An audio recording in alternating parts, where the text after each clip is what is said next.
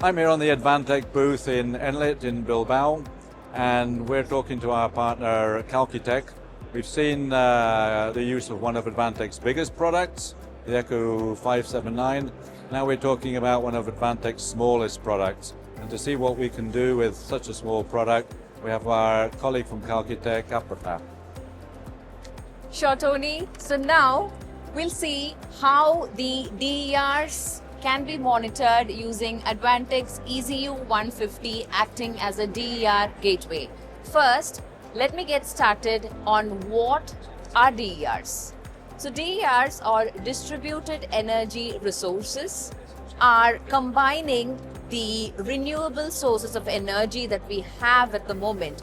You know that we have conventional sources of energy and non-conventional sources of energy, or called as the renewable sources of energy. We have the solar energy, the wind energy, and these are classified into a category that we call as DER, or distributed energy resource. And the problem that we have right now is we don't have a control over how much of power is being injected into the grid. How much power is being generated from the solar, how much is coming from the wind.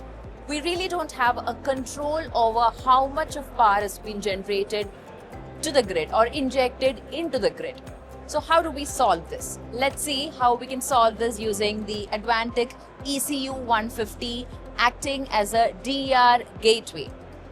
And by DER gateway, we refer this device as an intermediator communicating between the DERs and the aggregator. Now, the DERs that as I mentioned earlier, referring to the wind or solar, can be regulated using this mediator in between from the aggregator. So this is the aggregator.